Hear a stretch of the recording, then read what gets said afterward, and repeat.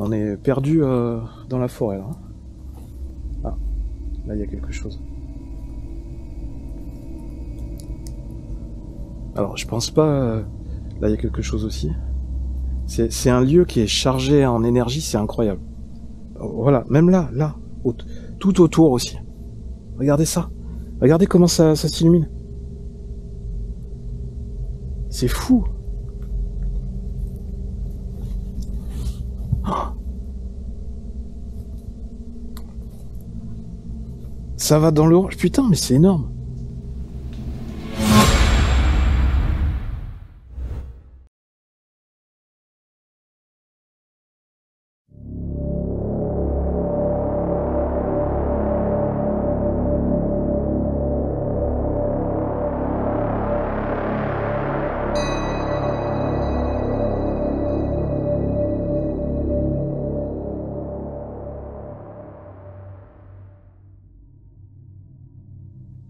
Bonjour à tous, bienvenue sur la chaîne UFO Section 51.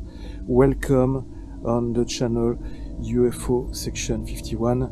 Je suis DosGeek, I am DosGeek, et vous êtes bien sur la chaîne de l'inexpliqué, des ovnis, de tous les mystères qui nous entourent et qu'on essaye d'explorer, pour lesquels on essaye de trouver des explications.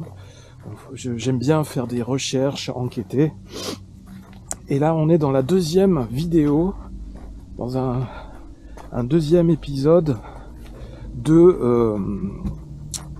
d'une série que je viens de lancer, qui s'appelle une série d'Urbex, qui s'appelle 360 Urbex Chronicles. Et donc, je vais parler en français tout au long de cette vidéo, puisque je suis français.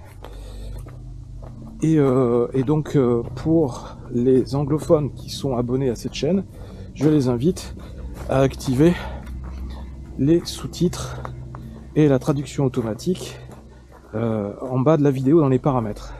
For the subscribers who speak English, I invite you to turn on the subtitles and the auto translation below the video in the settings in order that you can understand me, because I'm going to speak French all along this video. And thank you for watching, of course.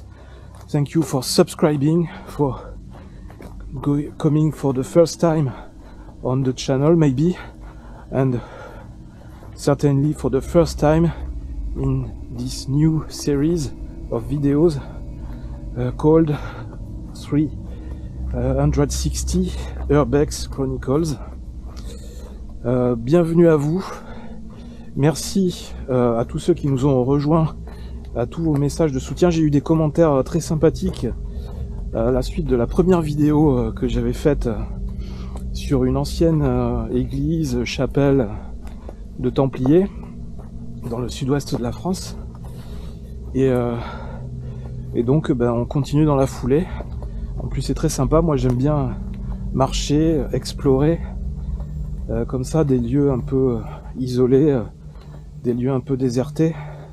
Oula, ici il y a eu la terre, elle a été travaillée, elle a été remuée. Ouais, il y a des passages d'animaux ici. Ça doit être sanglier ou autre. On est dans les Landes, hein, à la frontière, vraiment au début des Landes, dans le sud-ouest de la France. Donc forêt de pins. Et je vous emmène cette fois-ci dans un lieu un peu, enfin assez, même très insolite. Je vais vous le faire découvrir. J'étais déjà venu une fois en famille parce que j'étais attisé par la curiosité, savoir ce que c'était. Parce qu'on l'a trouvé. Enfin, il y a des légendes autour de ce lieu, des légendes locales. Et plein de mystères, plein de choses qui sont restées en suspens. Et je trouvais intéressant de revenir ici sur les lieux pour vous le faire découvrir. Et évidemment, avant de continuer un peu plus, de s'enfoncer un peu plus dans cet univers de mystères et de légendes, je vous invite à liker cette vidéo, à la partager à tous les francophones, hein, puisque l'idée c'est aussi de faire connaître de plus en plus la chaîne UFO Section 51 à la communauté française, parce que j'ai de plus en plus d'abonnés qui me disent, des Français qui me disent « Mais parle en français, arrête de parler anglais !» Mais oui, mais au début, les débuts de la chaîne en 2014, moi j'ai commencé la chaîne, c'était tout en anglais parce que je voulais être un maximum visible.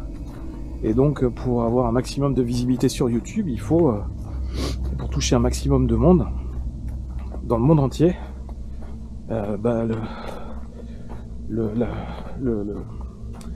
priorité, j'ai envie de dire, la chose à faire en premier, c'est de parler en anglais. Sachant que les premières vidéos, c'était des vidéos de contenu, je n'apparaissais pas à l'écran, donc c'était plus facile de faire des textes en anglais sans parler en anglais. Mais la chaîne a évolué, je continue à parler en anglais, j'apparais aussi à l'image de plus en plus, mais l'idée c'est que de faire évoluer la chaîne aussi et de parler à la fois anglais et français sur la chaîne pour aussi commencer à toucher la communauté française, parce que je suis en France quand même, c'est le minimum, et il y a de plus en plus de Français qui viennent sur la chaîne, donc c'est cool. Donc merci à vous, on like, on partage, on s'abonne à la chaîne si vous êtes là pour la première fois, et puis on va continuer l'aventure ensemble. Alors là, donc je disais qu'on est dans le sud-ouest de la France, dans les Landes, au début des Landes, et c'est un lieu empreint de mystère, de légende. On va bientôt y arriver, je pense. Alors évidemment, il y a un grand parc de panneaux solaires Veolia qui a commencé à être implanté ici, à côté. Mais le site, vous allez voir, le site naturel a quand même été préservé. Et évidemment, on va essayer de faire gaffe, parce que je pense qu'il doit y avoir des animaux qui passent. Et puis je me dépêche parce qu'il commence à faire nuit. Il fait plus très chaud. Et c'est un lieu quand même chargé d'histoire. Il y a des légendes, des histoires qui racontent que il y a des fois, la nuit, il y a des choses un peu étranges qui se passent en ce lieu. Donc on va essayer d'être un peu discret, de respecter le lieu et d'être prudent. Et voilà, l'idée aussi, le concept de ces vidéos 360, c'est que vous pouvez visionner la vidéo, tout ce qui se passe, dans un rayon de 360 degrés tout autour. Si vous êtes sur ordinateur, avec la souris, vous pouvez naviguer dans toute l'image, que ce soit derrière moi, devant moi, sur les côtés. Pour ce côté un peu plus immersif. Vous pouvez aussi regarder la vidéo avec un casque VR. Là, ça commence à devenir un peu plus sérieux. Vous pouvez aussi regarder depuis un téléphone ou une tablette. Et là, vous allez voir qu'il suffit juste de tourner autour de vous avec le téléphone. Et en fait, la vidéo va s'ajuster automatiquement. Et vous allez pouvoir faire un 360 avec le téléphone ou la tablette. Alors, ouais, il me semble que c'est là. On y est. Voilà. Juste avant qu'il fasse nuit. Et il y a un petit peu de brouillard qui commence à arriver. Alors on est vraiment dans un lieu de l'étrange. Un lieu millénaire. On est sur le site d'un cromlech. Ou cromlech, comme on dit. Sur la commune de Réoplis. En patois local, en langage local, on dit, le lieu s'appelle Las Naupeiros. En approchant ce lieu, il tend à écraser le temps pour laisser découvrir une forme ronde, monde qu'il constitue en déployant sa perspective sur un axe imaginaire pour nous laisser découvrir un cercle de pierres, les 9 pierres, Las Naupeiros.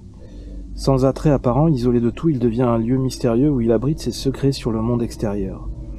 Végétation fuyante, arbres repoussés, le vide, comme pour nouer une étrange relation, une attention de la nature. Alors c'est un lieu qui a été, on peut voir l'étude solaire, c'est un lieu qui a été édifié il y a au moins 3000 ans, il me semble, 3000 ans avant Jésus-Christ. Et comme beaucoup de cromlech, celui-là on l'appelle un peu le Stonehenge du sud de la France. Parce que vous pouvez voir que on a un cercle de pierre. On est là au milieu du cercle de pierre. 9 pierres placées verticalement, essentiellement des pierres plates,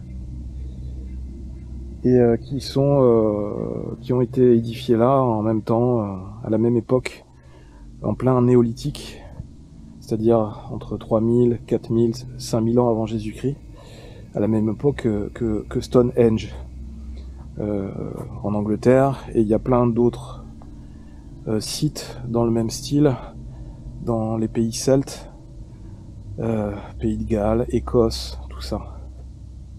C'est impressionnant parce qu'on sent toujours, là je me tiens au milieu du cercle, et on sent, je sais pas, j'ai l'impression de sentir quelque chose qui passe, une énergie qui passe.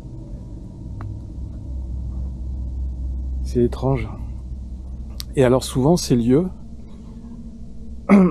c'est difficile encore, parce qu'il y a encore des archéologues qui explorent ces endroits, qui cherchent à comprendre, qui les fouillent. Et ces lieux étaient souvent des lieux parfois des lieux funéraires, donc où on enterrait des morts, souvent au centre avec une grande pierre, une sorte de grand menhir. Même si menhir c'est pas le nom authentique. Ça pouvait être aussi des sites plus culturels pour mener des messes, des rituels, des rituels sacrés, des cérémonies sacrées en hommage à la nature ou aux dieux.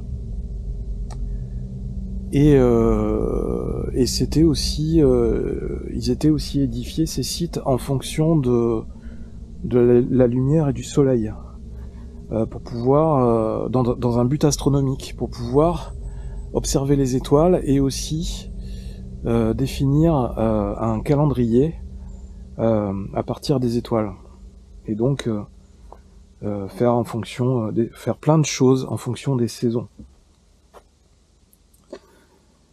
Donc là on a un descriptif qui a été mis.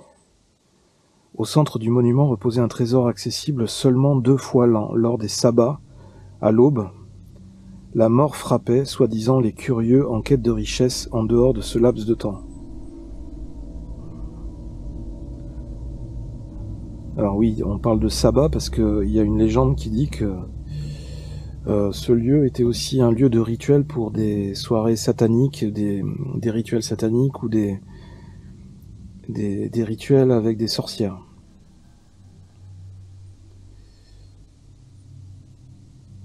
En utilisant le système cosmologique, en implantant des pierres levées, il venait créer un cromlech, repère temporel.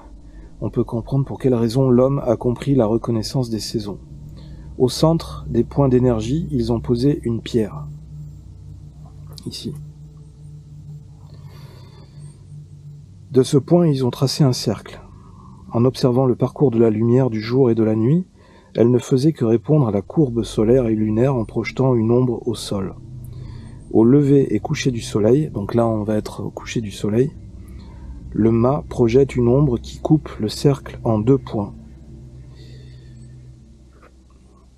Ces 2 points déterminent un axe orienté est, l'air, et ouest, l'eau. Donc l'ouest, normalement, est par ici. Ou par là. Donc l'est par là. Lorsque le soleil était au zénith, l'ombre de la pierre dessinait un 2e axe sur le sol, orienté nord, qui symbolise la Terre, et le Sud pour le feu. L'ombre lunaire fonctionne à partir de l'ombre créée par la lumière de la Lune. Il ne s'agit pas d'une clarté provenant directement de l'astre, mais de la lumière du Soleil réfléchie par la Lune. Elle devient le rétroviseur du Soleil. On voit que les 8 lunaisons sont alignées sur les pierres, sauf une qui devait être l'élément central.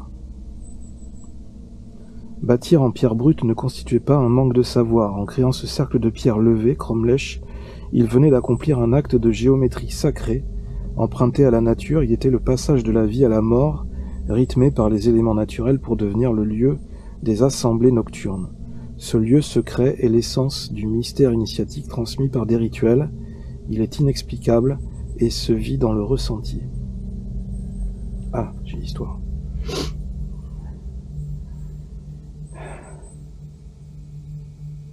L'eau était l'énergie de la terre car c'est la jonction des deux qui donnera la vie.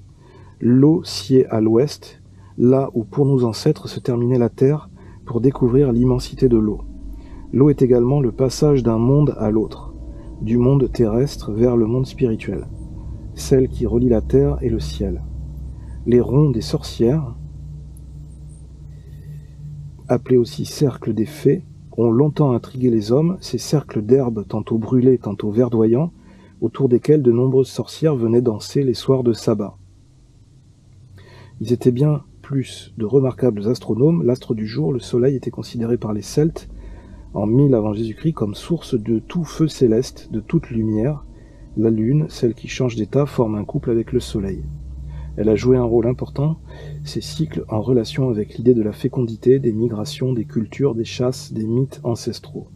Elle est celle qui, par ses changements d'état, ascendante, va tirer toutes les énergies pour atteindre son trop-plein énergétique le jour de la pleine lune, et inversement, ces mêmes énergies décroîtront en lune descendante. Et donc là, on a une carte quadrilatère solsticale, c'est-à-dire que ce site devient très important en fait lors des solstices d'hiver et des solstices d'été. C'était les moments de rencontre ou des rituels des personnes qui venaient se recueillir à cet endroit. Donc je vais poser la caméra. Ne bougez pas.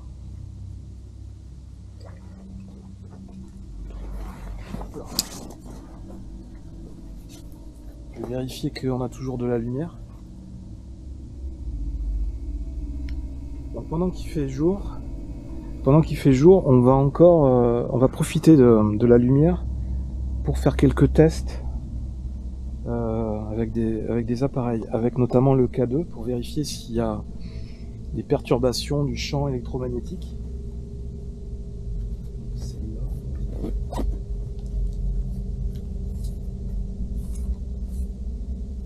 Et j'ai aussi un compteur Geiger qui permettra de tester si il y a de la radioactivité un peu plus que le taux normal. Donc on va allumer le K2. Alors là, j'ai mis mon téléphone en mode avion normalement. Et on va commencer à circuler.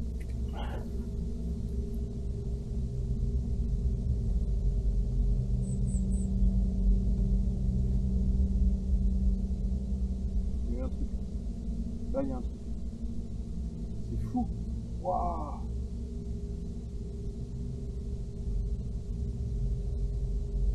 Il y a quelque chose ici. Là, au milieu du cercle. Le K2 détecte s'il y a des perturbations électromagnétiques. Perturbations du champ électromagnétique. Là, on est sur la grosse pierre avec un trou. Je sais pas si vous le voyez, le trou. Là. Et en fait, je pense que c'était à travers ce trou qu'on voyait les rayons du soleil passer au moment du soleil couchant. Évidemment, les pins n'étaient pas là. Donc là, j'ai rien sur le K2. Je vais revenir. On va continuer de faire les autres pierres. Là, j'ai rien.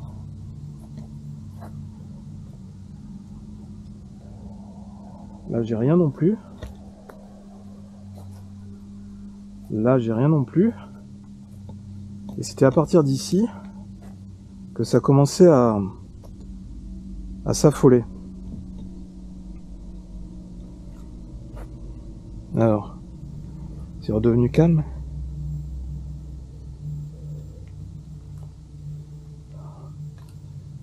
Là, sur celle-là, il se passait quelque chose.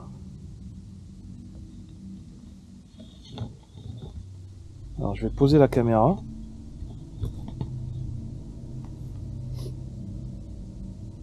Putain, c'est fou, tout à l'heure, il y avait des... Là, voilà. Là, je l'ai. Vous voyez? Il y a quelque chose sur cette pierre. Incroyable. Il y a quelque chose, il y a un champ, il y a quelque chose de magnétique sur cette pierre. Ou cet endroit. Cette pierre là. On va aller voir l'autre.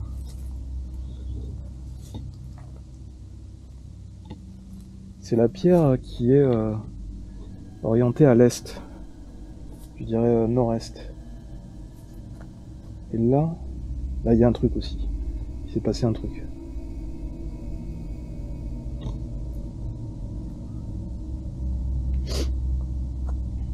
Alors bien entendu, j'ai pas le téléphone, là, je l'ai coupé, j'ai mis en mode avion. Il n'y a rien qui vient perturber. Incroyable. C'est fou comme un... Et alors tout à l'heure ça m'a fait un signal aussi quand j'étais au centre. Alors j'étais là.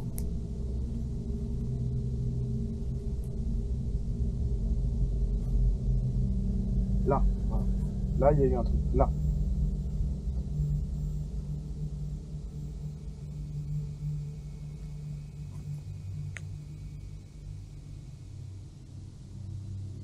Ça ne fait plus.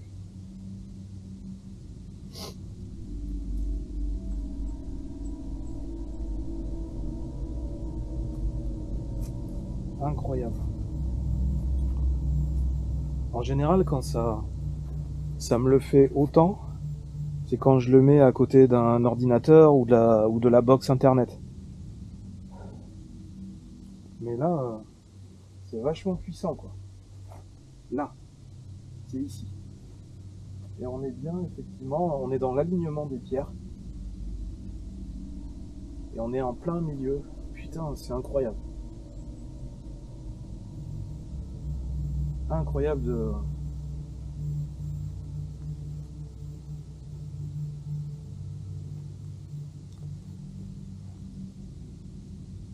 Là. Là, je suis au milieu et ça n'arrête pas. Ça va jusqu'à 10 minigauss. Incroyable.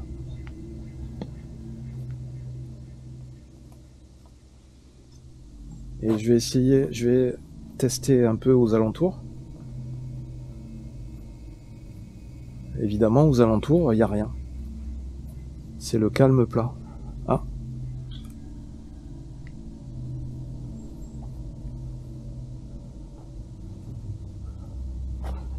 On est perdu dans la forêt là.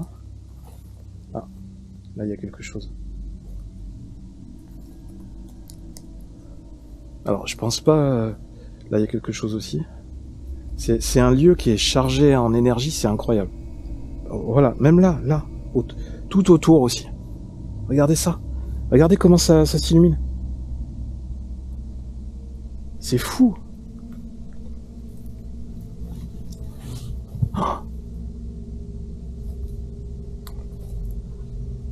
Ça va dans l'orange. Putain, mais c'est énorme. C'est énorme. Comment il se fait qu'on a des niveaux aussi élevés en pleine forêt? Pardon pour les mouvements. J'essaie d'être le plus stable possible. C'est incroyable. C'est la première fois que je vois ça. Alors j'ai pas fait beaucoup de vidéos en extérieur comme ça, et avec cet appareil. C'est la deuxième fois que j'utilise. Souvenez-vous, dans la première vidéo, quand j'étais autour de l'église, on captait quasiment rien. Pareil, on était en pleine nature. Et là, par contre, ça sonne, enfin ça clignote de partout, quoi. Et je pense pas que ce soit lié aux panneaux solaires, parce qu'on est quand même, on est à 500 mètres même, oui c'est ça. On est quand même loin. On va revenir vers le Cromlech.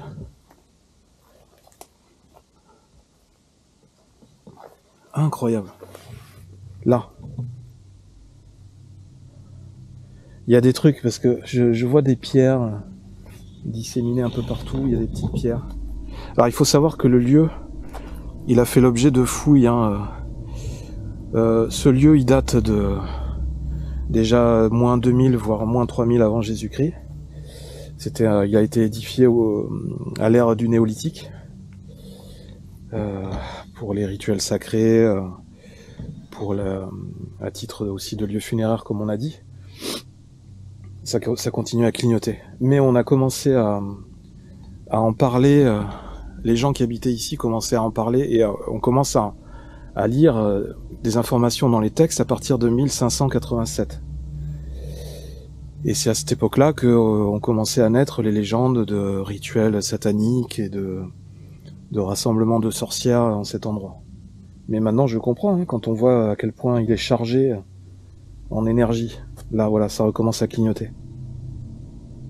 Incroyable. Il y a un champ magnétique qui est hyper puissant ici. C'est impressionnant. Impressionnant. Alors je pense qu'il doit y avoir des pierres qui ont un rôle particulier. Là, waouh, on était dans le rouge ici.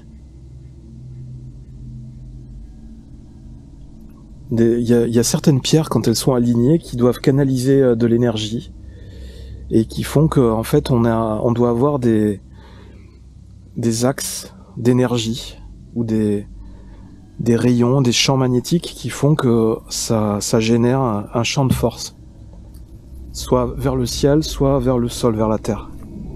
Et ici, on doit être dans un pont. Oh là là, c'est incroyable. On est dans le rouge. Ça s'affole, quoi. On doit être ici dans une sorte de passerelle ou un pont entre le ciel et la terre. C'est la preuve en image, avec des appareils de détection, que en fait, il se passe bien quelque chose ici. C'est pas que des légendes, c'est pas que des paroles ou que des textes. Il y a bien quelque chose qu'on a du mal à palper, mais que les gens peuvent ressentir. Et comme je vous l'ai dit quand je suis arrivé au début, je sentais, quand j'étais au centre du cercle, je sentais qu'il y avait quelque chose comme un champ de force. Et pendant que je parle, ça continue à clignoter. Comme s'il y avait quelque chose qui s'élevait vers le ciel, comme une sorte de champ de force, d'énergie. Ok, bon, on voit que ça... Ouais, ben voilà, je suis encore au centre et vous voyez, ça clignote.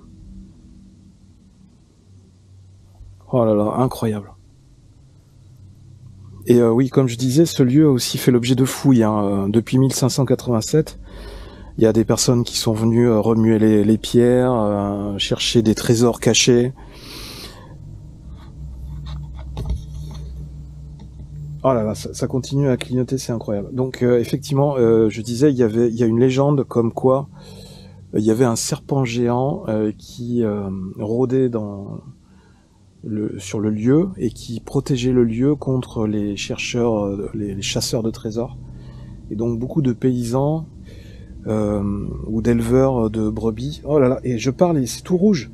On est dans le rouge. Les gens avaient peur de venir ici parce qu'ils avaient peur de se faire dévorer ou de se faire enlever par le serpent géant. Évidemment, personne ne l'a jamais vu. Ça fout des frissons, quoi.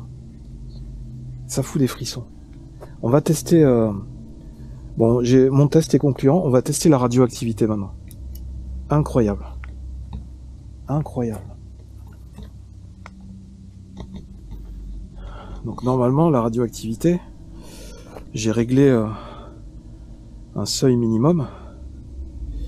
On va l'allumer. Et même à un moment donné, je sais plus, au début du 19e siècle ou... alors... ah ouais, on dépasse le seuil. On dépasse des fois les 0,30 microsieverts. Normalement, on doit être à 0,10 en moyenne. C'est la radioactivité naturelle. Alors j'ai mis mon seuil minimum à 0,30 microsieverts. On va voir s'il le réatteint. Je me mettrai plus bas pour tester au niveau des pierres. Et donc il y a des personnes qui étaient venues déterrer des pierres et les utiliser pour construire des maisons en pierre. Et il y a un abbé au début du XXe siècle qui a réussi à faire revenir les pierres, à les retrouver, à les faire revenir ici pour reconstituer le site. Mais bon, c'est un site qui a eu beaucoup d'histoire, il y a eu beaucoup de remaniements, de manipulations. Même, je vous dis, des gens qui ont fait des fouilles pour chercher un soi-disant trésor. Mais ils ont jamais vraiment rien trouvé. À part que le lieu semble chargé en énergie, c'est un lieu sacré quelque part. On va s'approcher d'une pierre, même au niveau du sol. Alors, je vais réduire un peu la taille de la perche.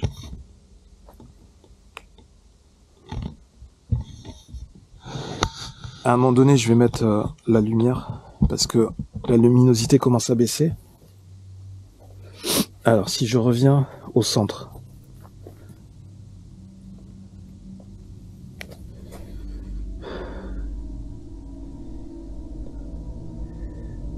Pas de radioactivité particulière, on monte à 0,20.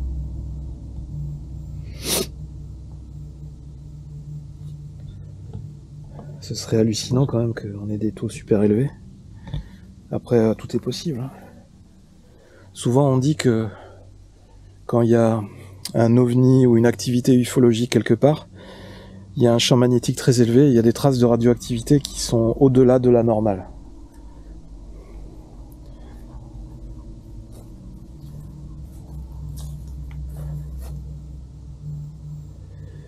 Non, là, il détecte rien.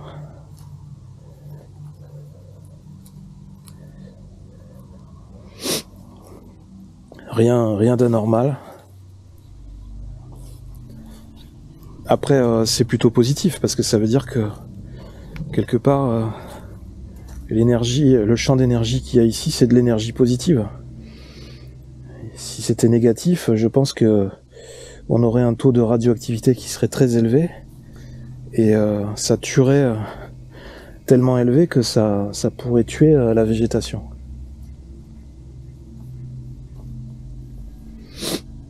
Non, il n'y a rien. On est presque des fois à 0. Pour vous dire, même des fois, quand je suis à la maison chez moi, c'est rare quand je suis à 0. Là, on est à 0,6.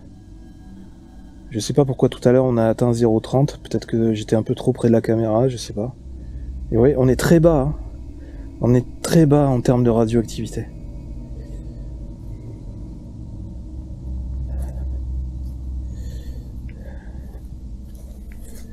Ok. On va revenir au centre. Est-ce qu'il va détecter quelque chose? Là, ça remonte un peu au centre. Je vais l'approcher du sol. Et je vais mettre ma lampe torche. Parce qu'il commence à faire vachement sombre. Donc niveau radioactivité, tout est normal, voire presque un peu trop normal. Donc vous voyez, j'ai mis la lumière. Parce que maintenant, il commence à faire sombre. Et on commence à avoir de la brume un peu partout. Il y a l'humidité qui arrive, dis donc. Ok. Non, il n'y a pas de radioactivité, il n'y a rien d'anormal. Je vais l'éteindre. 0,16, 0,23. Tout d'un coup, ça monte. 0,20, 0,16.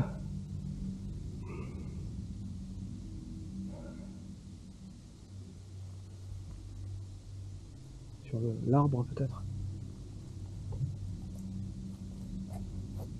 sais pas pourquoi tout à l'heure ça a sonné quand on était au centre. Non, il n'y a rien.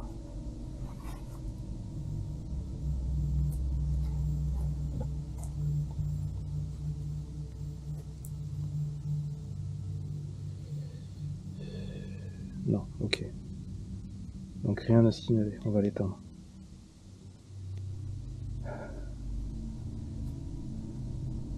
Ah ouais. En fait, c'est bizarre parce que celle-là tout à l'heure n'avait pas de signal. Et maintenant, elle commence à avoir... Ouais, c'est ça. Il y a de l'énergie qui bouge, qui est en déplacement, qui est en mouvement. Je pense que ça tourne tout autour du cercle. Ça évolue en fonction de la température, de la configuration des lieux. Je pense aussi que ça... L'orientation de la Terre en fonction de la Lune, ça doit jouer. Le champ magnétique terrestre doit bouger tout le temps.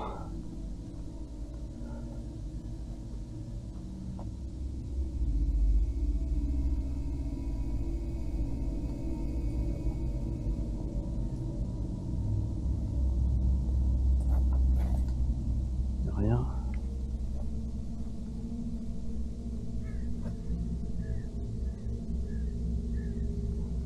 Alors je vais pas invoquer de mort ou quoi que ce soit, j'aime pas ça et je sais pas si ça marche vraiment.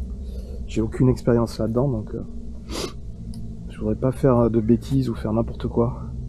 Mais par contre, tout ce qui est capteur comme ça, on peut voir qu'on arrive à capter quelque chose.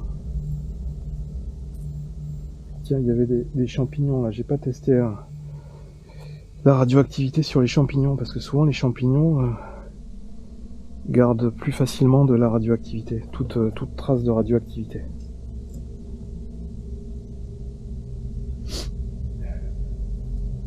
Ben là j'ai plus rien, c'est très étrange.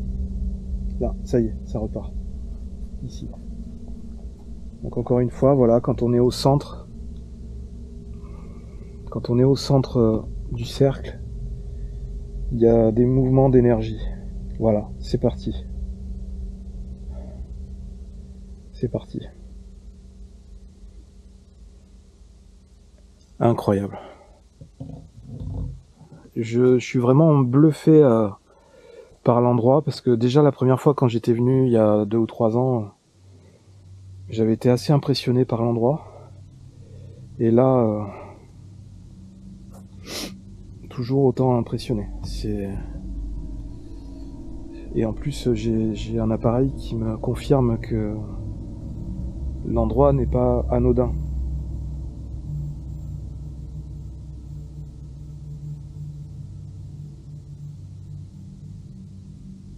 Et vous entendez le silence ?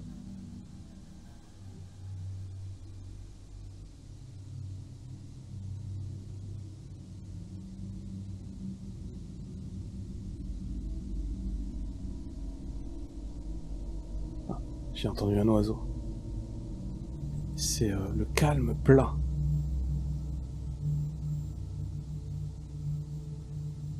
Il n'y a pas un brin de vent, il y a un oiseau là-bas, mais il y a des moments où c'est... Voilà, ça y est, ça s'excite.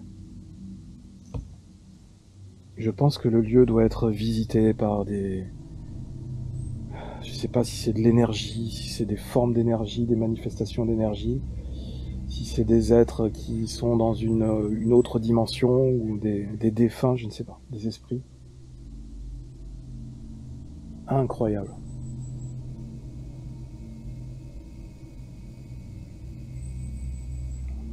Donc je vais en profiter, vu que je suis en plein milieu, en plein centre d'une force très puissante, d'un champ d'énergie très puissant. Je vais demander aux cieux de me protéger, de me bénir, de nous bénir tous, et de faire en sorte que la chaîne YouTube connaisse un grand succès et une réussite incroyable. Voilà, qu'on soit toujours plus nombreux sur cette chaîne pour parler, pour découvrir toutes ces notions, tous ces tous ces aspects de la nature qu'on a du mal encore à appréhender, à comprendre. Incroyable. Bon, ça continue à clignoter. C'est vraiment un lieu très chargé où il y a tout le temps de l'activité, il y a tout le temps de l'énergie.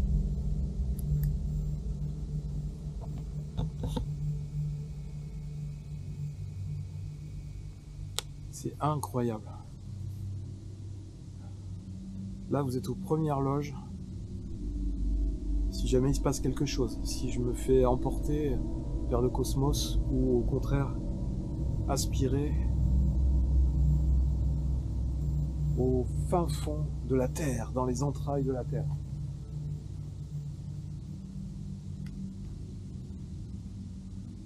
Incroyable.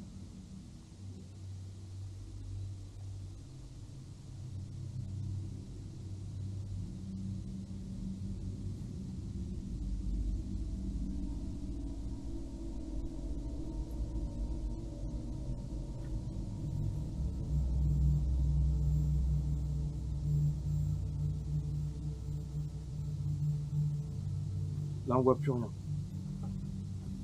On commence à plus rien voir. Ok.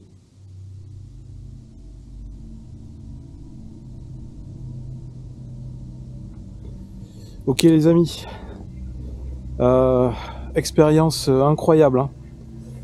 J'ai jamais vécu ça auparavant et c'est pour ça que c'est vraiment intéressant et je pense que je vais continuer à faire des vidéos comme ça. Je sais pas ce que vous en avez pensé. Moi j'ai adoré, j'ai trouvé ça très intéressant. On vide et on découvre de nouvelles sensations. Y a plein de lieux comme ça à explorer et je trouve que c'est vraiment très intéressant. Il y a plein de choses, de lieux comme ça ou de concepts qu'on a encore du mal à comprendre, à expliquer. Là, je vous ai balancé des possibilités, des hypothèses, un champ énergétique, une puissance énergétique, je ne sais pas. On a vu qu'il y avait cette orientation vis-à-vis de l'astre solaire, le lien entre le soleil et la lune. Je suis persuadé, et on le sait maintenant, que les anciens, quand ils construisaient ce genre d'édifice, ou même aujourd'hui, quand ils construisaient les anciennes maisons, les anciennes bâtisses, ou les châteaux, les cathédrales, les églises, et ils faisaient pas les choses par hasard. C'est parce qu'il y a des lieux qui sont chargés en énergie, parfois en énergie négative, parfois en énergie positive. Et c'est très intéressant de visiter, de tester un cas concret et de pouvoir le vérifier avec des appareils de mesure, des appareils électroniques qui ont des capteurs suffisamment sensibles pour pouvoir tester tout ça. Et là, c'est la preuve flagrante que y a quelque chose qui se passe, que le lieu est habité, que ce lieu n'est pas, je sais pas si on peut dire hanté, mais ce lieu est chargé depuis des millénaires et c'est impressionnant à vivre. Donc j'espère que ça vous a aussi procuré quelques frissons en regardant cette vidéo, en me suivant dans ce parcours. Là il commence à faire nuit, donc bientôt on va plus rien voir. Donc je vais bientôt éteindre la caméra. Mais voilà, en tout cas merci de m'avoir suivi, d'être resté jusque là, jusqu'à la fin de cette vidéo, d'avoir écouté l'histoire du lieu. Comme d'habitude, on respecte le lieu, je n'ai rien abîmé, je n'ai rien détruit. C'est impressionnant vraiment de se tenir au milieu de ce cercle. Et je continue, je sens... j'ai des frissons en fait. Alors, bien sûr, il fait froid, il y a l'humidité qui arrive. Mais... je sens qu'il y a quelque chose qui vient de bas en haut, vers le haut, de bas en haut et du haut vers le bas. Il y a un mouvement d'énergie, il y a quelque chose. On ressent quelque chose, c'est difficile à expliquer, à exprimer.